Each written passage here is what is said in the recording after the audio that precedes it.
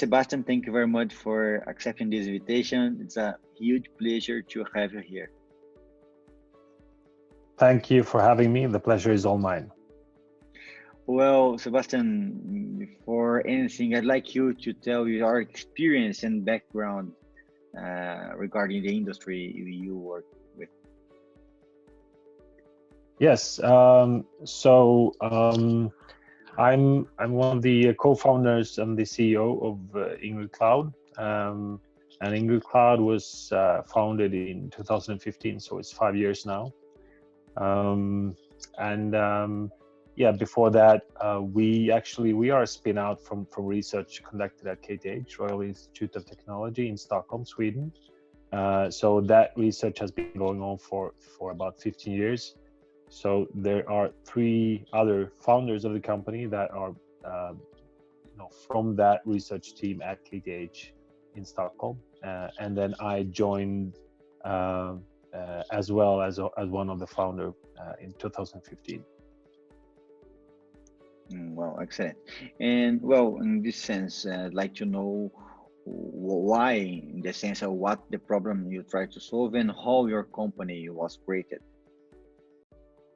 Yes, I mean, when we started the company, we did that looking at 2 things. One was the technology that emanated from the research, what value that created and what came out from that.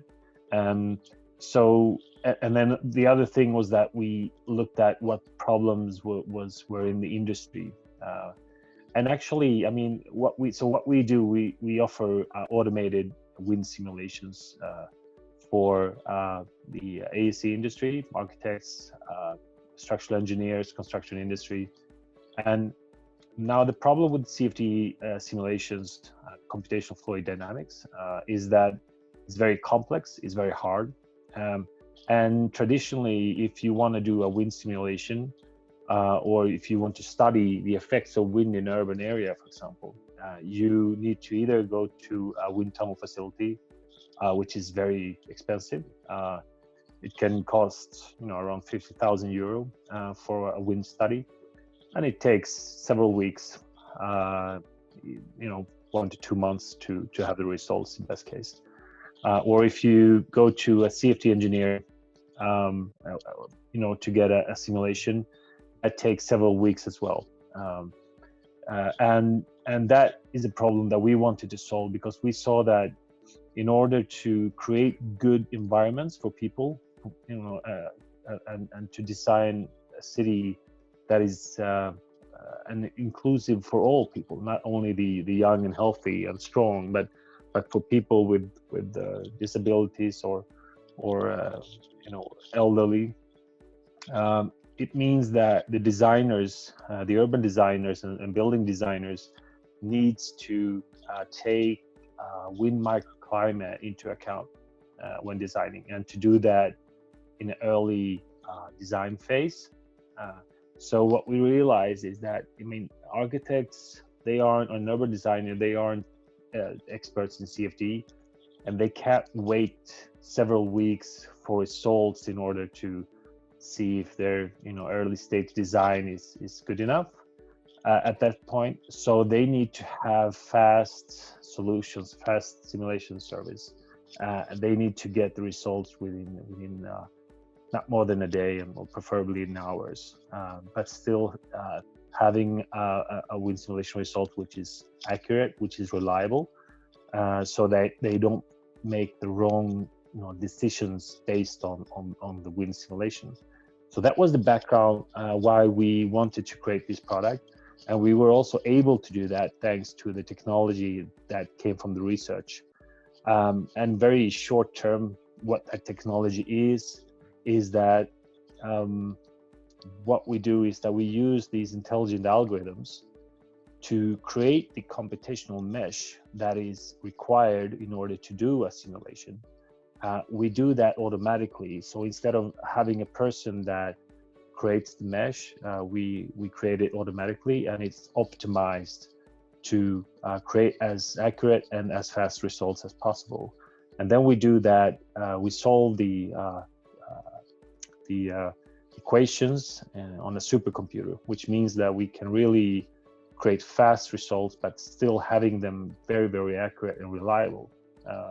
So that is what we do. And then we have created, we spent several years in designing a UX and a product that really takes into account the needs of the users, so that it's easy to use, so that anyone, even without any experience from CFD before, can actually run a wind simulation and understand the results without making any mistakes and without risking making mistakes. So that is what we wanted to do. That's impressive. And what does your company actually do? What are products and solutions? Yes. So we are what you typically call a software as a service, which means that we offer this wind simulation service or software through our website, and also by connecting it to design software such as Autodesk Revit. So you can run a wind simulation either directly on our website or through Revit. So what the user can do is that, let's say an architect or an urban designer wants to see if their design is safe and comfortable for pedestrians. They can just upload their model, just make a few clicks. Within a few minutes, they can start a simulation and get the results within a few hours. And they can see if their design is creating a good wind microclimate for pedestrians, if it's making the environment better or worse. We can also, if you're a structural engineer, you can upload a design of your building and see what the wind load, what the pressure is on the building, in order to calculate how much material you need and how much damping you need for the building, etc. So you can actually save money on material costs, and to also make sure that the building is safe and comfortable for the users of that building. We are also we have an application within our service that allows the user to compare different design options. So they can, for example, compare 10 different design options and see which of them is the best. So that's one use case as well. And we are also now looking at developing applications for wind energy industry, so that energy companies can screen and optimize wind farms, and also to simulate wind on wind turbines. So that is another area, another industry that we are going into. Wow. And what are the key points of differentiation of your company? What makes you different? So first of all, is that our service is fully automated, and that means that it's very easy to use and very fast to use. So there's no manual time that you need to spend in order to set up a simulation. But it's sort of, there's no trade-off between ease of use, speed, and accuracy. So that is what makes us unique, that we can offer all of those three aspects. Easy to use, fast, but accurate. And that is, there's no other solution on the market that provides that. So that it makes us really unique. And that is, we're able to do that thanks to our intelligent algorithms combined with our super computing resources that we use. We are actually using one of the fastest supercomputers in the world, which is a new computer called Hawk in Stuttgart. And we have several other facilities as well, resources that we use for the simulations. Wow. And which countries do you work currently in, and whether you plan to take your business in the future? Yes, so we are based in Stockholm. We do have employees in London as well, in the UK, but we have customers all over the world. Most of our customers are currently, I would say, in in Sweden and the UK, but we have customers in Canada, in South America, in Germany, in different part of Europe, in Singapore, Australia. So we have actually customers all over the world, and that is thanks to the fact that there's no sort of you can access the service from anywhere in the world. So there's no we don't need to be present in that country. We have an excellent support service so that we can offer support whether or not you are based in South America or in China.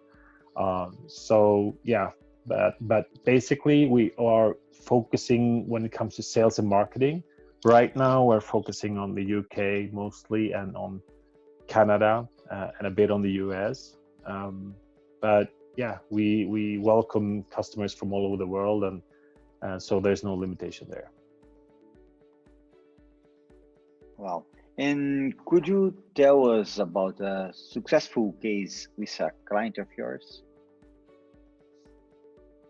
Yeah, I can tell you about a technical consultancy firm, a global firm that has around 15,000 employees, and they have a department that do these kind of wind simulations and energy simulations for wind comfort, for wind and wind energy, for like wind farm screening, for example. And they were using another software on the market that is a typical traditional software, and it took them a minimum of 2 weeks to run simulations with that software. They actually had prepaid the sort of paid for the license several years ahead for that. But when they realized how much time they could save their engineers by using our software, they actually switched to our service, even though they had several years left, and started using our service. And in order to make really have the guaranteed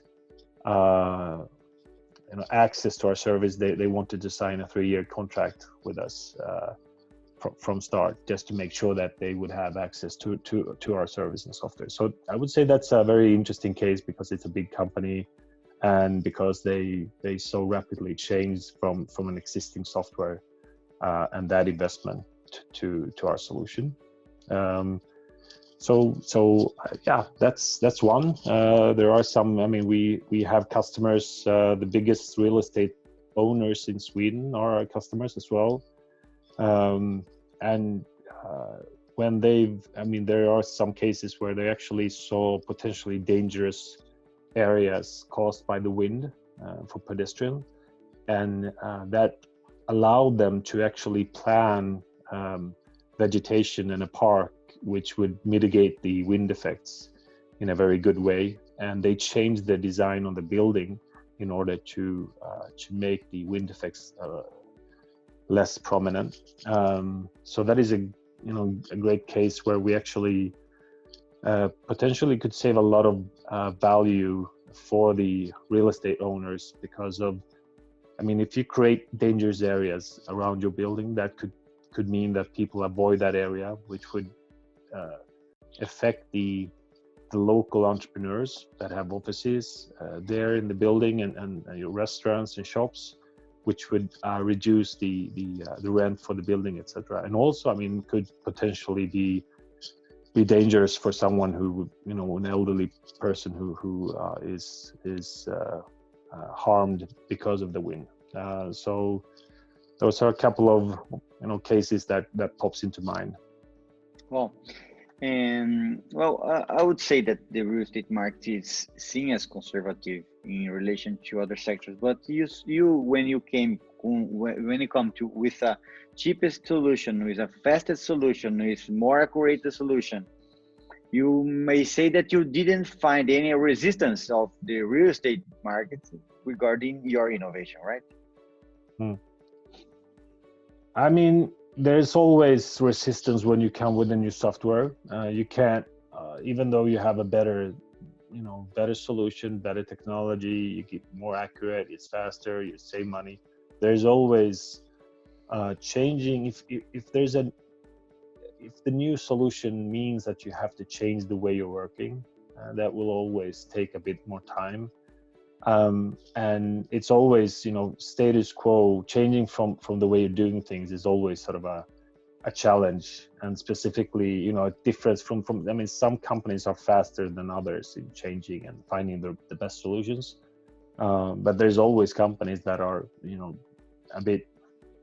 they're not as fast. They want to evaluate, they want to think about it, and in that case, it takes longer time. So even if you have the, world, of course, many companies, everyone thinks they have a great product, and so do we, but it always takes time. That's the way it is. And then, those cases where you're lucky enough that the customer really understands how much value the product gives to them, and you're able to show that in a good way. That of course speeds up the process a lot. Yeah. And well, would you say that startups and new technology companies have an important role on this shift of mentality with people that works on this industry that are very conservative?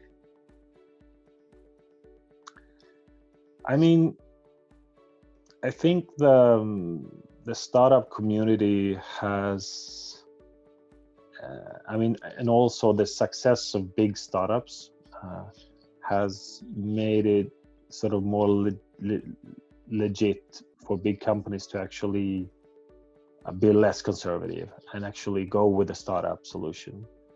If I think back for, 10 years or something like that, I think it would have been it was a lot harder for small companies, before the time where actually small companies and entrepreneurs were called startups. They were just called small companies, I think it was harder. Companies were preferring to go with solutions from large companies, from large enterprise. So enterprise companies went with other enterprise company solutions, right? So in that way, I think that startups and entrepreneurs have led the way to less conservative, being less conservative when it comes to testing new products and going with new solutions, because they see how fast a good product and a good company can grow and become a market leader. You've seen it with the Salesforce, that with a huge success for sales business software, and there's numerous other examples, and that definitely helps, I think. Yeah. And well, this is a kind of provocation. I don't know if you agree, but for example, Airbnb, Booking.com, WeWork, and they were invented by people, relatively outside of the industry. And do you think what should big companies, do you think what keeps most of big companies still away from the development of products and solutions, just like startups? Well, first of all, see if you agree with that, and then if so, what is your opinion that keeps big companies of the distant of the innovation? Well, I think one of the biggest things is, of course, the not invented here attitude, that if it's something new that is, there's let's say that someone has worked within a field for like 20 years or something like that, right? And then there's someone comes along with an innovation that is sort of changes everything for that field, and it sort of could hurt a bit for that person to realize that either, it could be like their knowledge and experience is not valued anymore in the same way because of this new innovation, because if you're automating, for example, something. I've heard comment like, so you're going to take away my job now. I've heard that several times from people. And I understand that. I mean, it's definitely a fear that is it's human. And I think that what they need to realize is that innovation is not there to take away anyone's job. It's to change the way we work, and you need to embrace that change. And so, for example, a CFD engineer perhaps will not spend the future of his or her time to create a computational mesh, but instead analyzing the results and giving advice to designers based on the results. So it's sort of changing how they should and would be working. So instead of clinging to the old ways of working and just thinking that, well, this is just some new crap and it wasn't invented by me, so it's definitely not good, and having that attitude and being skeptical towards everything new just because it's, for example, it's from an outsider, not from the industry, for example, which is definitely one of the sort of cases where they can argue against it. So I think that, I mean, large enterprise companies, they are getting better at having these innovation hubs and collaborating with startups and so on. But in the end, they always go to the experts in the field. And if those experts in their company are not open to innovation and are not happy to change the way they work and have no budget to try anything new, then why should they try? Because it's not their own business, and they don't either lose or win money if they make a decision. If they make a decision for something new, the worst that could happen is that they get fired. So why should they take the risk, right? So I think that's a lot of the issues there, and I've seen that these startups or these innovation hubs in these big enterprise companies, they're all often driven by people that realize that innovation is good and value startups, but they have not enough sort of leverage in the company or power in the company to drive it sufficiently. And it's always the sort of the word of the expert, that could be very conservative, that decides whether or not to follow through. Yeah, and you mentioned the possibility of collaboration between big companies and startups or small, medium-sized companies. And in your opinion, what type of partnerships or collaboration you think are the most sustainable for this type of companies? Yeah, I mean, what you definitely would want is to have a paying customer relationship, basically, where you provide value. But in order to get there, that's typically a long process for these big companies. So in order to speed that up, to begin with, you need paid pilot cases, and you need to be, the big companies should be very sort of forgiving, if I use that word, when it comes to which project they should try.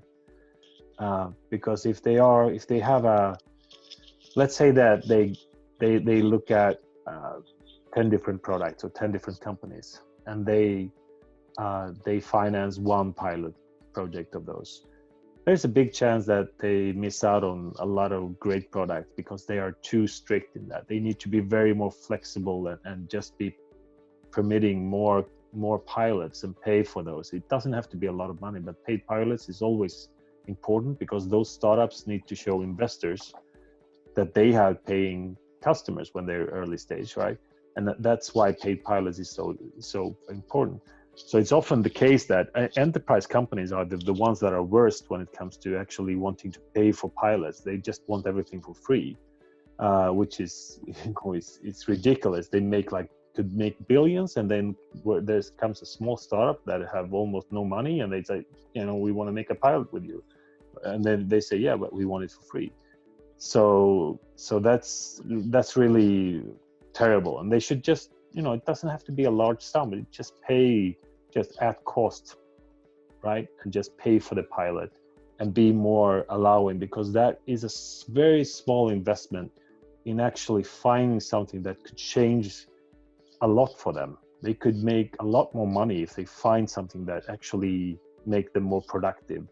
And in that case, when it's an early stage company, they find something. Let's say they find a diamond, a rough diamond, uncut diamond, which they think that this is could be super valuable for us.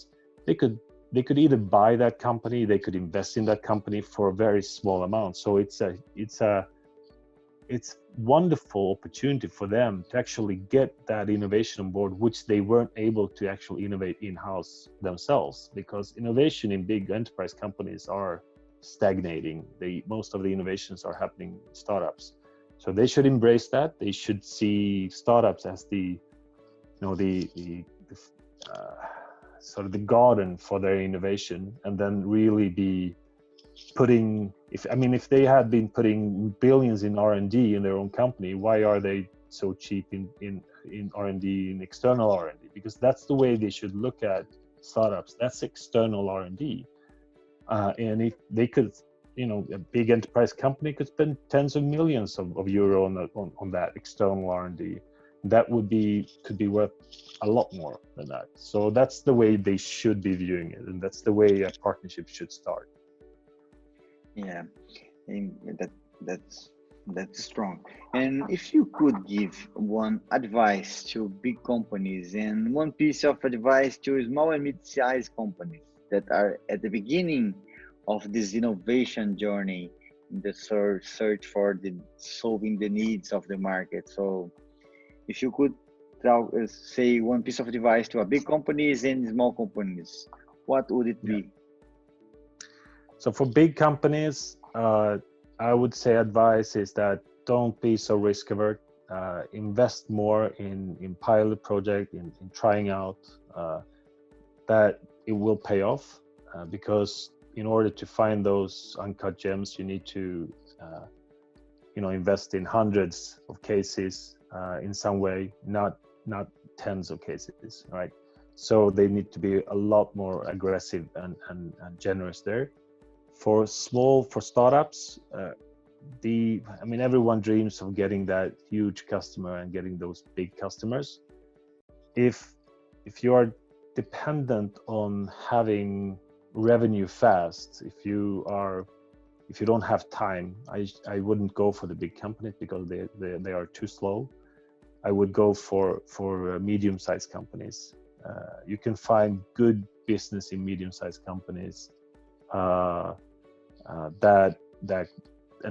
Some of those are very fast in their decision making. So find those medium-sized companies and go for them, and demand to get paid for what you do. Don't do anything for free.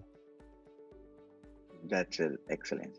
Well, yeah. Sebastian, that's very well. I'm very glad to have you here, and really, it was really nice to talk to you and listen your thoughts and experience about this whole industry.